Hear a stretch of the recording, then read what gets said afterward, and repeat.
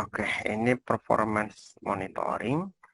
Jadi untuk performance monitoring ini ada beberapa sistem operasi yang bisa digunakan untuk memonitoring sebuah kinerja monitor yang sedang eh, dilakukan, begitu ya.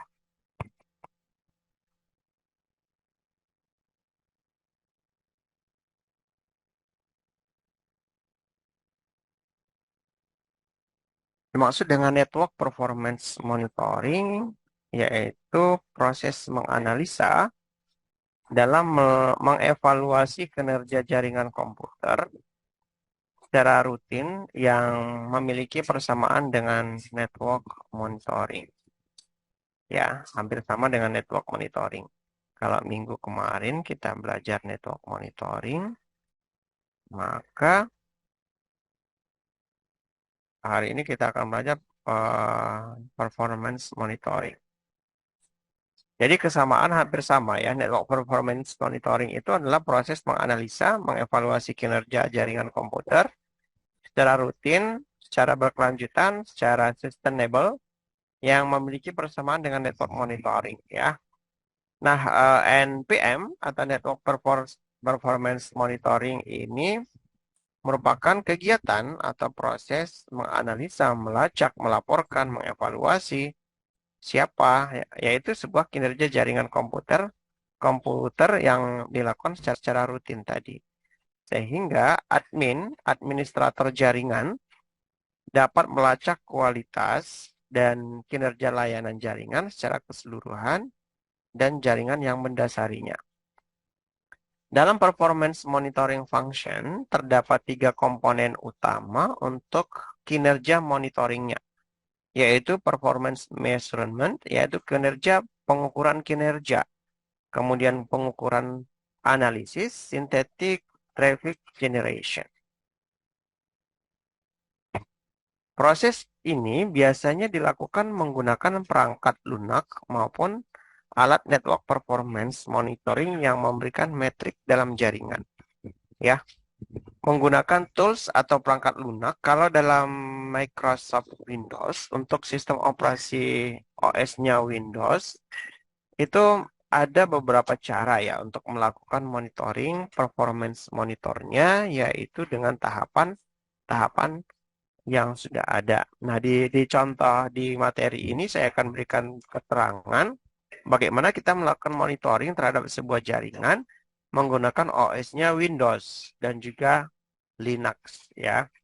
Bagi yang sudah familiar dengan Linux, dengan command prompt ya, kalau di Windows pakai command prompt, atau kalau di Linux itu menggunakan instruksi berbasiskan perintah ya, menggunakan perintah-perintah tertentu. Walaupun sekarang sudah bisa digunakan beberapa varian dari Linux itu menyediakan graphic user interface-nya. Nah, bagaimana cara kinerja performance monitoring itu? Bagaimana caranya bekerja atau kinerjanya si NPM itu, Network Performance Monitoring, yaitu data-data yang bersumber dari Network Performance Monitoring atau paket data berupa aliran data dikumpulkan oleh alat Network Performance Monitoring yang nantinya akan memberikan informasi serta perspektif yang berbeda tentang masalah yang terjadi. Sehingga hal tersebut sangat berguna untuk pengolahan data. Ya, tidak hanya dapat digunakan secara on-premise atau di tempat saja, melainkan alat network performance monitoring ini juga dapat digunakan dalam on-cloud maupun perpaduan keduanya. Kalau kita berbicara terkait on-cloud, ya secara tidak langsung kita sudah bisa merasakan ya teknologi cloud ya, cloud computing ya. Yang mana cloud computing adalah kita bisa mengakses data yang Yang data itu kalau bisa diizinkan kita bisa aksesnya atau juga kita bisa menggunakan media penyimpanan berbasis cloud. Nah, dalam performance monitoring ini, dalam OS Windows kita bisa menggunakan beberapa shortcut dari keyboard kita untuk melakukan monitoring terkait dengan kinerja sebuah network. Ya, ini berkaitan dengan network monitoring pada pertemuan minggu lalu. Kalau ada pertanyaan terkait materi minggu lalu, boleh langsung bertanya ya, karena saya setengah enam, mohon maaf, saya ada ngajar juga. Jadi kita langsung diskusi. Kalau misalkan ada pertanyaan lain terkait hal-hal yang perlu kita diskusikan bersama, boleh nanti kita langsung diskusi supaya lebih efektif dan juga lebih mengetahui ya. Nah, kalau dalam sistem operasi Windows kita bisa memberikan perintah Windows key sama X. Kalau dari shortcutnya shortcut Windows sama X ya. Nah, di Windows X ini kita bisa memilih beberapa fitur. Kalau kalian sudah mempraktekkan ini apa perintah tersebut, di sini ada Mobile Center, kemudian ada Event Viewer, kemudian ada Computer Management. Nah, di sini Computer Management. Kita akan coba klik ke Computer Managementnya dan kita klik Performance. Ya, Computer Management, kemudian kita klik Performance-nya. Maka akan menampilkan sebuah tayangan atau tampilan berupa komputer manajemennya, di antaranya adalah sistem tool, storage, service and application, kemudian task scheduler, event viewer, set folder, device manager, disk management. Di sini infonya sudah diberikan ya. Saya akan coba share screen, pindahkan screen-nya. Nah, di sini ya. Nah, dari perintah ini kita akan coba ke performance yang ini. Ya. Nah, kita dapat melihat performance atau kinerja sebuah monitor dalam melakukan pemantauan secara real time, secara waktu yang terbaru, yang terupdate yang sekarang atau real time. Dalam bentuk apa? Dalam bentuk log filenya. Juga bisa meng-create data collection untuk menganalisa sebuah hasil dan bisa melaporkan sebuah traffic itu sendiri. Kemudian kita bisa mengexpand monitoring tool dengan klik performance monitoringnya. Untuk expand data collector set, kita bisa melaporkannya atau membuat laporan berupa reporting terkait dengan monitoringnya. Nah, detail terkait resource manager, resource monitoringnya bisa dilihat secara detail terkait dengan memori, penggunaan network interface, kemudian physical disk, processor information. Di sini di slide saya bahas secara ini ya, secara nggak detail sih. Kalau detailnya nanti saya akan berikan di modulnya. Nah, ini pengaturan, ini merupakan tampilan. Tadi tampilan terkait dengan bagaimana cara menggunakan performance monitoring pada sebuah sistem operasi Windows. Ketika kita membuka tool ini, maka dia akan menyediakan sebuah halaman utama atau main page dan memberikan overview dari sebuah sistem atau summary system secara real time terkait memori, network adapter, physical disk, dan tadi sudah saya sebutkan yaitu prosesor yang digunakan. Nah, kita bisa menavigasikannya. Menavigasikan kemana arah monitor kita dalam melihat kinerja dari sebuah performance. Bentar ya.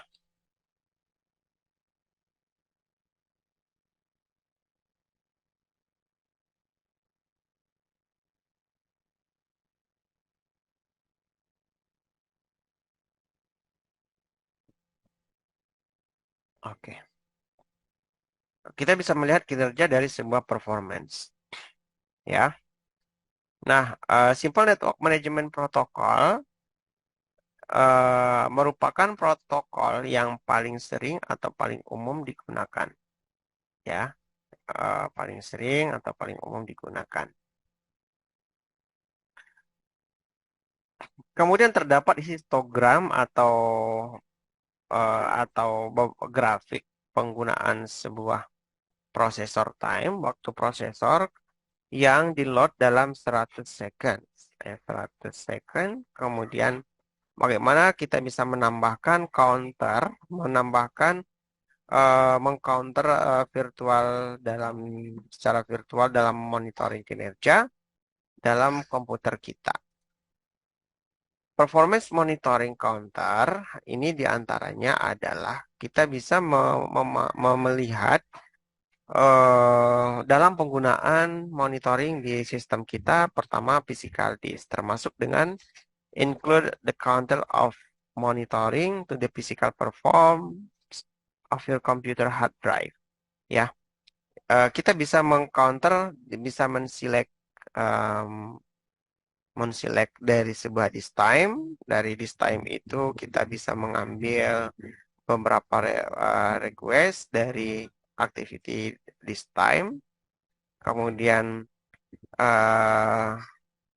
di dalamnya terdapat byte per second atau write per second dalam satuan waktu. Kemudian bisa read, write, atau baca atau tulis ya dalam satuan waktu yang bisa kita lihat dalam sebuah hard drive atau physical disknya.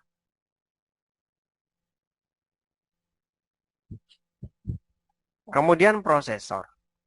Termasuk dengan prosesor, di dalam counter prosesor ini terdapat interrupt time. Apa yang maksud dengan interrupt time? Interrupt time di sini adalah waktu interupsi, ya. Ketika misalkan terdapat sebuah proses yang sedang berjalan. Kemudian ada proses lain yang masuk. Ada sebuah proses berjalan, kemudian ada proses lain yang masuk. Ini terkait dengan algoritma juga. Algoritma yang digunakan oleh sebuah proses itu apa? Ya. Jadi ketika proses lain masuk, maka terdapat interrupt time, ya. Dari proses itu mana yang akan didahulukan? Mana yang akan didahulukan? Walaupun secara multitaskingnya kita bisa melihat bahwa seolah-olah dalam sebuah sistem aplikasi di monitor kita bisa berjalan secara bersamaan. Tapi pada dasarnya tidak, ya, tidak bisa berjalan secara bersamaan. Misalkan saya sekarang bisa buka PPT ya dalam memberikan penjelasan materi pada mata kuliah ini. Di samping itu juga saya menggunakan satu aplikasi yaitu Zoom Meeting untuk menyampaikan materi itu. Kan di sini ada dua, berarti kan ada dua tools yang saya pakai. Tapi di antara dua tools ini seolah-olah dia bisa berjalan secara bersamaan, secara multitasking, secara bersama. Walaupun sebenarnya pada konsepnya itu adalah terdapat scheduling, ya, terdapat scheduling atau terdapat schedule itu apa ya? Penjadwalan, terdapat penjadwalan mana yang diprioritaskan, ya. Mana yang diprioritaskan dan mana yang lebih diutamakan ketika si administrator atau si pengguna itu mengambil atau memilih sebuah instruksi yang diinginkan. Kemudian di dalam network Simple Network Management Protocol, ya, terkait dengan network monitoring ini, SNMP, Simple Network Management Protocol ini paling sering digunakan, ya, paling umum, tak terkecuali dengan salah satu sistem aplikasinya yaitu NetMo yang saya berikan di slide terakhir dari PPT ini adalah terkait dengan Linux, ya. Ketika kita menggunakan sistem operasi Linux, menggunakan varian-varian distro tertentu dari Linux-nya, maka ada beberapa aplikasi yang bisa dilakukan, yang bisa dipakai, digunakan, diinstal, atau sudah bawaan dari distro itu sendiri atau dari varian Linux-nya sendiri, bisa dipakai dan digunakan dengan cara memberikan perintah pada baseline-nya, berbasis perintahnya berupa dengan perintah tertentu, misalkan top atau menggunakan sebuah monitoring, yaitu Network Monitoring Service. Dengan menggunakan Simple Network Management Protocol berarti alat manajemen jaringan dapat mengidentifikasi ya perangkat, kemudian melacak perubahan jaringan, memantau jaringan, hingga menentukan status perangkat jaringan secara real time.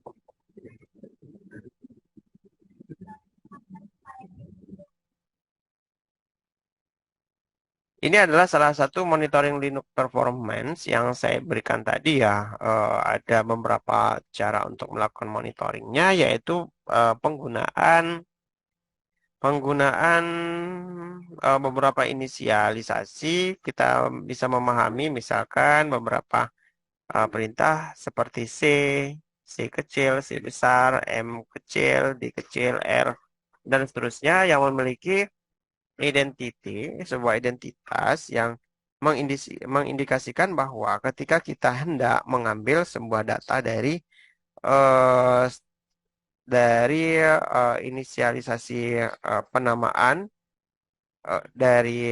yang akan kita lakukan monitoring terhadap performance monitoring ya, dengan memberikan perintah-perintah tertentu terkait dengan inisialisasinya yang kita bisa pahami dengan perintah dengan penamaan-penamaannya.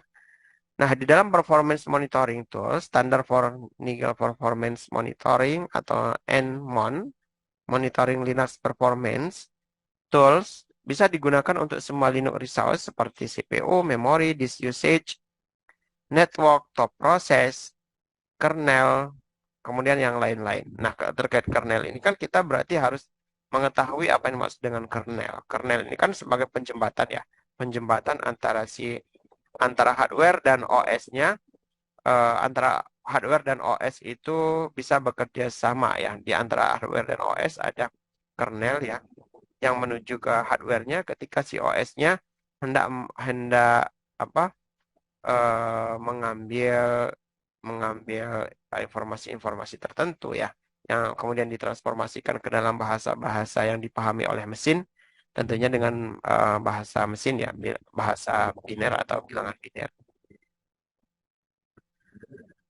Nah, kemudian Top Linux Process Monitoring tadi terkait dengan top command of use display to running activity in performance network monitoring ya, secara real time prosesnya yang mana bisa diupdate secara regularly atau real time tadi, apakah terkait dengan display CPU usage dalam penampilan penggunaan CPU-nya, kemudian penggunaan memori, kemudian penggunaan swipe memori, cache size, buffer size, proses PID, parent identifier, user, kemudian perintah, dan lain-lainnya. Nah, terkait dengan proses PID, proses identifiernya ini adalah setiap user memiliki identifier masing-masing ya. Setiap proses memiliki ID masing-masing, yang mana ID proses itu bersifat unik, ya. Makanya di dalam proses monitoring kita bisa mengetahui terkait dengan apa itu proses PID. Nah, makanya di sini terdapat beberapa display yang bisa dipakai. Di antaranya ini adalah penggunaan CPU, memori yang digunakan, swipe memori, cache size, dan seterusnya, dan masih banyak yang lain. Kalau kita memberikan perintah top pada Linux, contoh penggunaan top pada Linux ini. Nah, ini adalah salah satu screenshot karena saya sudah pernah juga melakukan ya, bukan melakukan, mencoba untuk memonitoring sebuah sistem proses yang ada di dalam komputer itu sendiri, bagaimana proses bisa berjalan. Kita bisa menghitung persentase CPU-nya, kita bisa menghitung persentase penggunaan memorinya, virtualisasi, kemudian PID tadi, proses ID yang sifatnya unik, dan penggunanya itu sebagai apa ya. Apakah sebagai user biasa, apa sebagai root ya. Kalau kita bisa melakukan monitoring kita bisa melihat kegiatan aktivitas sendiri pada komputer kita sendiri dengan memberikan perintah tertentu terkait bagaimana cara kita melakukan monitoring. Nah, di sini ada beberapa kolom, 1, 2, 3, 4, 5, 6, 7, 8, 9, 10, 11, 12. Ya, kurang lebih ada 12 kolom yang memberikan informasi terkait dengan monitoring proses yang ada di dalam komputer kita. Ya, kalau ada pertanyaan, boleh dipersilakan. Kalau ada pertanyaan, kemudian yang dimaksud dengan real time tadi ya, pemberitahuan dan peringatan secara real time ya. Real time berarti kan secara waktu terupdate-nya. Permasalahan jaringan terjadi kapan saja dalam sebuah network performance monitoring atau NPM yang baik akan memberitahukan kepada si administrator networknya tentang permasalahan yang terjadi sehingga si administrator bisa memperbaiki dengan segera. Ya, jadi salah satu fungsi NPM Network Performance Monitoring itu adalah bisa menampilkan kejadian-kejadian apa ya yang terjadi dalam sebuah sistem ketika kita melakukan monitoring yang nantinya supaya si admin bisa mengambil tindakan. Nah, dalam NPM Network Performance Monitoring ini memiliki ability sebuah kemampuan yaitu menyaring, memfilter peringatan berdasarkan potensial mereka terhadap jaringan.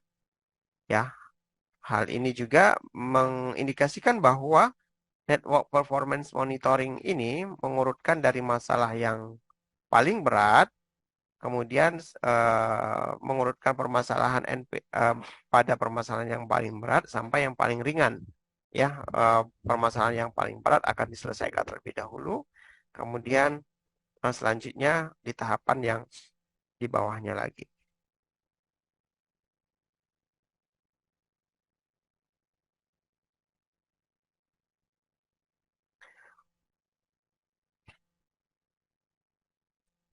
Boleh tanya Pak, Boleh. fungsi monitoring itu untuk melihat aktivitas yang tidak normal kan Pak? Jadi fungsinya. Monitoring, iya. Monitoring itu kan tidak hanya melihat kegiatan aktivitas yang tidak normal saja, secara menyeluruh kan. Kalau kita monitoring sebuah sistem network, jaringan monitoring ya, eh, kan kita bisa melihat tuh kegiatan aktivitas dalam sebuah network. Misalkan ada gerakan histogram proses, atau kita bisa melihat serangan dari luar, misalkan injeksi dari luar ada. Makanya kita perlu beberapa tool atau software yang kita butuhkan dalam mendeteksi sebuah serangan dari luar. Biasanya akan diberikan tanda-tanda kalau normalnya seperti apa dalam ini terkait dengan ability, kekuatan, ke apa namanya, kelebihan dari sebuah software yang kita pakai. Kalau software itu bisa menampilkan proses monitoring yang normal seperti apa, maka akan dikategorikan, oh ini kegiatan network ini masih keadaan bisa dipantau normal. Oh ternyata nanti ini ada tanda-tanda ada orang yang pengen masuk nih, pengen ngelihat tanpa izin gitu ya. Ada serangan, misalkan ada attacker dari luar, dia sudah bisa kekuatan dari sebuah software bisa mendeteksi itu misalkan.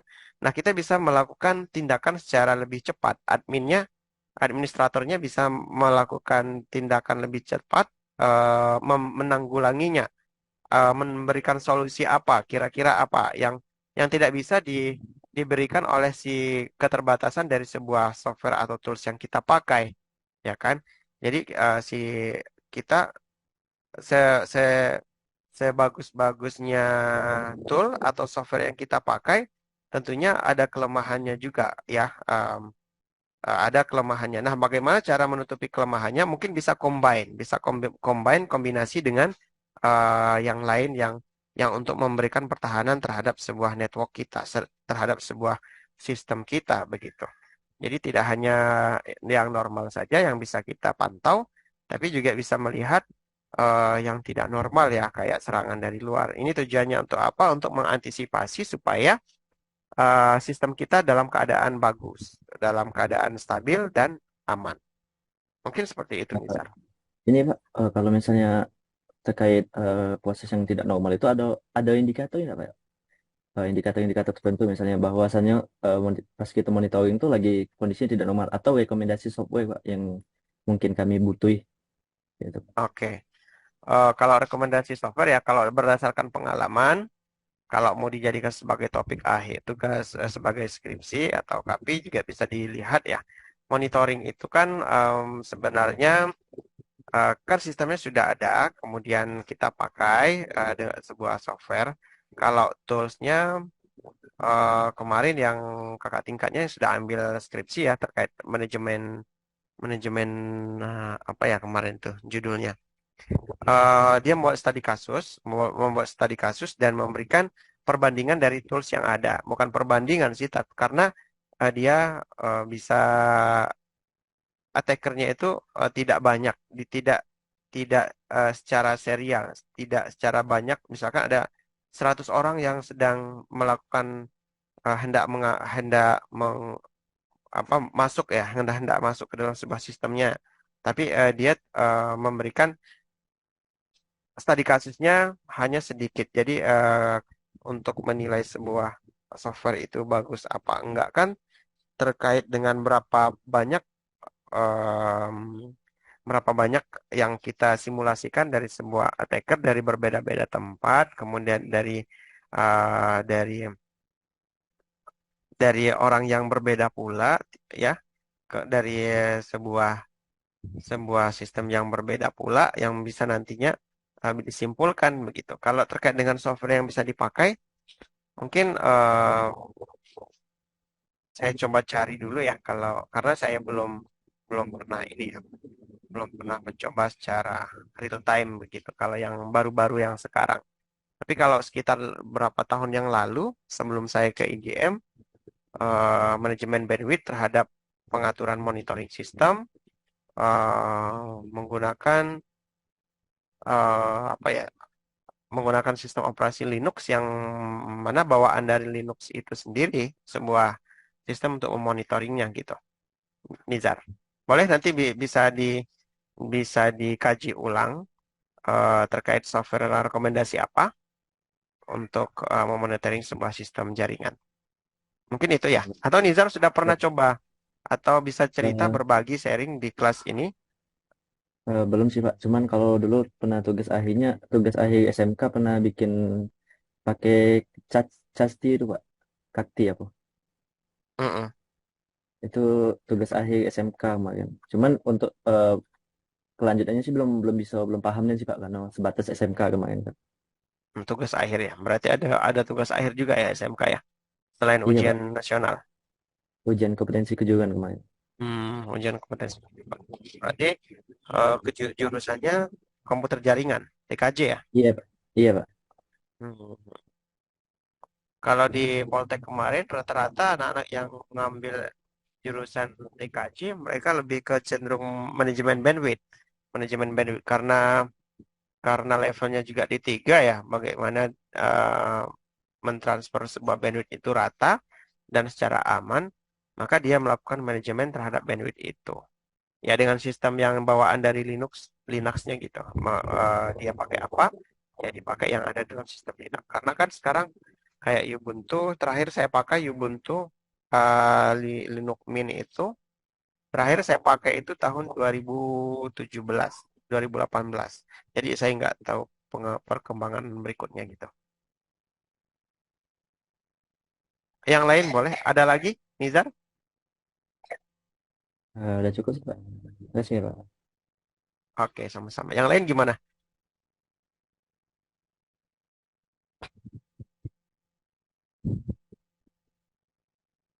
Untuk materinya nanti saya akan berikan di kelas ya. Kemudian rekaman videonya saya coba nanti akan memberikan juga di kelas. Kalau tidak ada, kita cukupkan dulu. Terima kasih banyak atas kehadiran dan kesediaannya telah hadir di mata kuliah ini. Walaupun sebenarnya kita sampai jam berapa nih ya? Sampai jam 18.40 enggak? Iya, 18.40. Eh, Kalau tidak ada, kita cukupkan. Terima kasih banyak. Semoga bermanfaat ilmunya. Assalamualaikum warahmatullahi wabarakatuh. Waalaikumsalam warahmatullahi wabarakatuh. Waalaikumsalam warahmatullahi wabarakatuh.